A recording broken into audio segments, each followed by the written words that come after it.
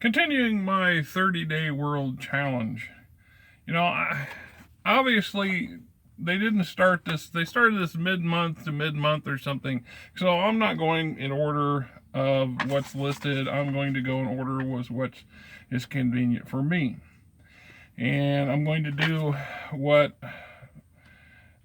a few others seem to be doing and lump some of these questions in together because either they're not pertinent to my particular campaign world or they're just kind of too easy for one small blurb. Starting with what iconic monsters exist in your world. Well, this is a sci-fi based futuristic campaign setting where monsters are in the eye of the beholder. That being said, there are a countless number of potential worlds that a given player can create and can populate and can explore and can come up with the beasties and creatures and what have yous that fill them. If there's anything that remotely reeks of the generic monster that everyone fears, I've already mentioned that it has to be the bugs, as in these semi-intelligent, all-consuming doomsday weapons that were tried to exterminate, and they almost exterminated mankind in most of the intelligent races of known space, and were still an issue. They still crop up. They are the bogeymen of settled space for stellar frontiers. There are other creatures and beasts. Some are unique, some are rare, some are extremely rare. Many of them are based off a specific planet. So, the list is potentially endless, which is what it should be in this particular kind of campaign setting, in my opinion. Then there's how prevalent is magic? Where does it come from? Well, I decided, as the creator of the game system at the very beginning, I chose to follow what we now know and what I presume we will know in 6,000 to 8,000 years. And the fact of the matter is, in 6,000 to 8,000 years of prehistory of mankind, we have yet to concrete, without a doubt, find or define or unleash actual fantasy conceptual magic. If there's any kind of magic potentially for the future, it would be from the mind. Psionics would be probably more likely than archaic energy based magic. So there is no, quote, real magic. However, because of technology, because of the ability to create cyber implants of extremely advanced tech level, the fact that they can create bioorganic implants that can mimic a lot of things, it is plausible to give characters and NPCs in the game the ability to have extraordinary powers to some degree. Now, you can't create levitation for the average being, but you could genetically engineer a being that can fly. Our case in point is the aviaries, and then there's several other smaller niche character races that are one's based off of a bat, so one's based off of a flying squirrel. Theoretically, it's a gliding person, not a person who can actually fly. Then there's the technology. Pretty much anybody with mid-level to high-level technology access can get their hands on grav belts, rocket packs, a lot of stuff that can mimic levitation or flight. An anti-gravity device will give you levitation. It just won't let you maneuver yourself. You need an additional piece of technology that would allow you to propel yourself around. So we use technology as magic. Once again, as I've also mentioned, the possibility as the House Lord explores the region around their settled colony, expanding their little empire, the chances of encountering primitive societies of varying levels of technology exist. Those tech level individuals at that point will potentially misconstrue high-level technology as magic of some sort. So you still have that possibility for the awe effect, but from the player's perspective, magic doesn't exist as we know it in fantasy, which is fine because, once again, this is sci-fantasy and not archaic fantasy, I guess. What is the cosmology of your world, other planes? Okay. Now, this isn't Star Trek. More likely, it's a space opera. It's more in the lines of BattleTech or Traveler. Well, I guess you can't argue Traveler or space opera. Star Wars, although a lot of these space-based do not allow for the, quote, other plane existence. However, Star Trek and a number of other game systems obviously do. We have alternate dimensions, we have the mirror universe, we have several versions of the mirror universe. There are a lot of potential theories for planes. In the game itself, the mechanics, that is not something I chose to tackle. That is not something I chose to include. I felt that there's plenty enough of real cosmic space to occupy a player, to add additional planes, if you will. It's not necessary. To say that they don't exist, well, that's up to debate and up to the individual player.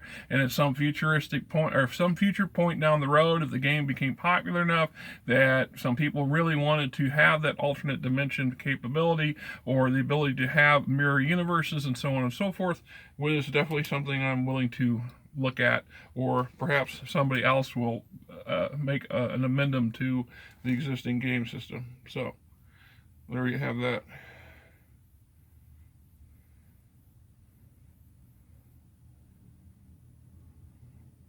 And we'll go with this one here.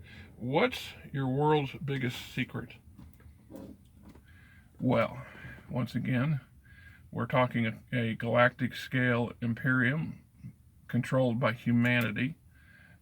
At the heart of humanity is Terra, i.e. Earth, and the core houses, which are these megalithic, almost omnipowerful forces that are in constant confrontation with each other or competition for each other for resources, for politics, for materials, for technology.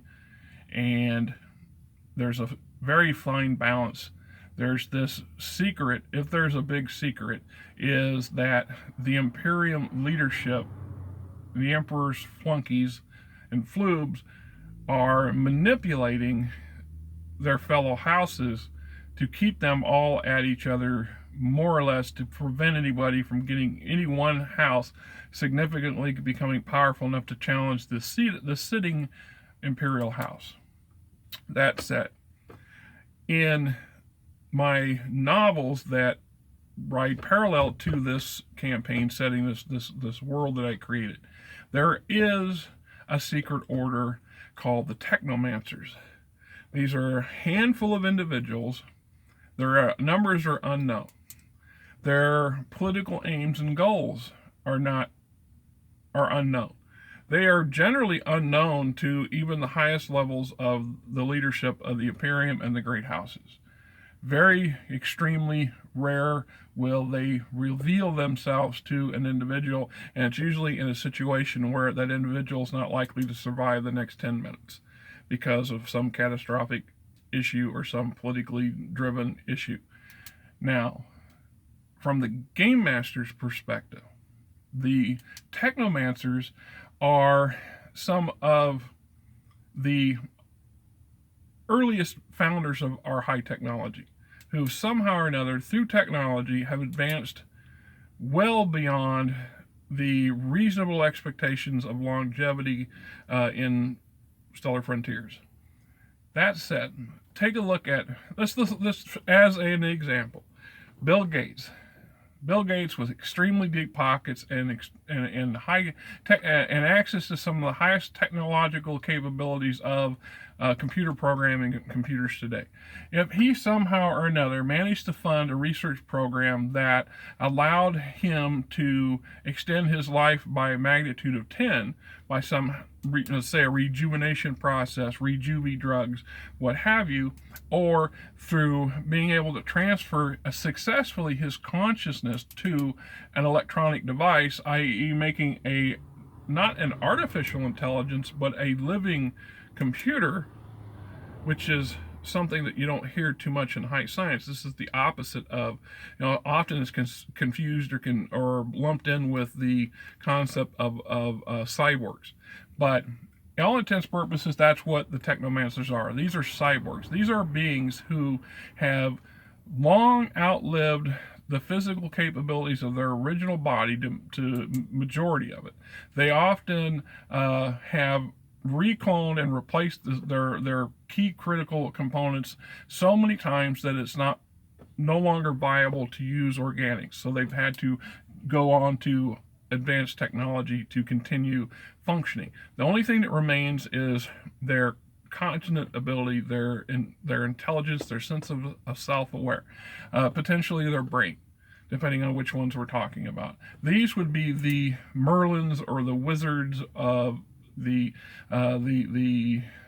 Illuminati of Stellar Frontiers. It's implied in one of my very first novel that these people are pulling the strings behind the scenes at the highest levels for different reasons. It's suggested that they are the ones that perpetrated the development of the superbug, which then tried to eradicate humanity, because at some point humanity was going in directions that they didn't want it to go. They wanted to continue to maintain some level of control, and in the process almost unleashed a plague that destroyed everything.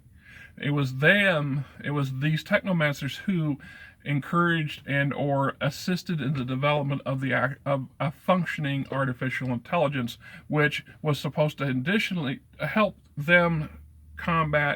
help humanity defeat the bug plague. And in the process, humanity was then taken over by artificial intelligence, who had a mandate to protect humanity, and the artificial intelligence determined that humanity itself was a threat to humanity. So they chose small portions of humanity to lock them away in a jar, so to speak, and set out to, at one point or another, eradicate the rest of humanity in some misguided concept of trying to save humanity from itself, which led to yet another galactic war, which almost devastated everything and set everybody back a big chunk. And yet we don't know that the technomancers didn't engineer and manipulate that very scenario as well. There is probably the deepest, darkest secret to date that I can honestly say exists in my campaign world.